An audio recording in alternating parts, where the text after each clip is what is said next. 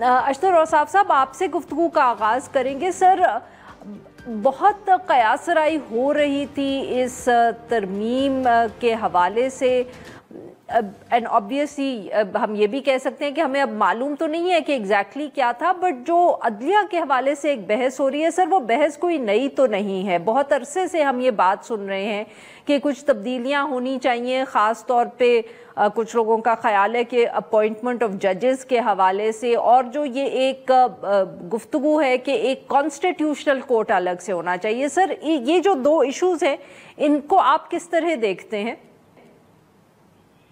मैं आपका introductory remarks और से सुन रहा था।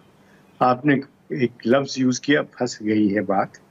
मैं समझता हूँ फंसी नहीं है, शुरू हुई है। I am so happy and I am glad कि अब ये डिबेट शुरू हो गई है, और डिबेट जो है वो पब्लिक डोमेन में है, वो बिहाइंड क्लोज डोर्स नहीं है। एक मसवदा भी हमारे सामने आ गया है जिसमें उसका जो ज़्यादातर हिस्सा है वो कॉन्स्टिट्यूशनल कोर्ट के हवाले से है, उसकी तश्कील के हवाले से है, उसकी अपॉइंटमेंट्स के हवाले से है, जजेस की अपॉइंटमेंट के हवाले से है, और ये सारे मामले जो हैं कि किस तरीके से कौन से मामला कॉन्स्टिट्यूशनल कोर्ट में जाएंगे, और अगर वो पेंडिंग है सुप्रीम कोर्ट में या हाई कोर्ट में तो वो भी कॉन्स्टिट्यूशनल कोर्ट में चले जाएंगे। कॉन्स्टिट्यूशनल कोर्ट का कॉन्सेप्ट जो है वो कोई नया कॉन्सेप्ट नहीं है। बेसिकली ये यूरोप में इसको किया गया, और चूंकि वहाँ पे एक सिविल जुरिस्डिक्शन है, सिविल लॉ जुरिस्डिक्शन, तो वहाँ पे जो जुडिशल रिव्यू का जो हमारे मुल्क में तस्वर है या कॉमनवेल्थ में तस्वर है वो वहाँ पे नहीं है। इसलिए एक कॉन्स्टिट्यूशनल कोर्ट की वहाँ पे तश्कील लाजमी समझी गई।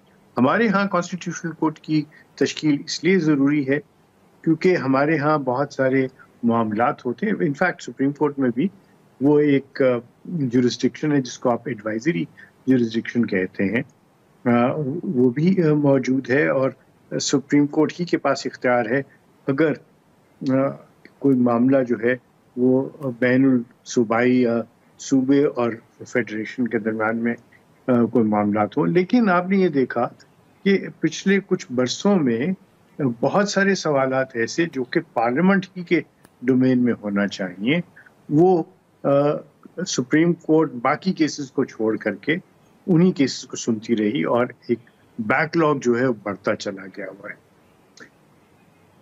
कॉन्स्टिट्यूशनल कोर्ट का तस्वर चार्टर ऑफ डेमोक्रेसी में भी है, और ये चार्टर ऑफ डेमोक्रेसी में बहुत सारी पॉलिटिकल पार्टीज ने, पहले तो 2 पार्टीज में था, फिर वो बढ़ता और मैं समझता हूँ कि वो वही उसका बैकग्राउंड और वही उसका रीजन है जिसके तहत ये किया जा रहा है।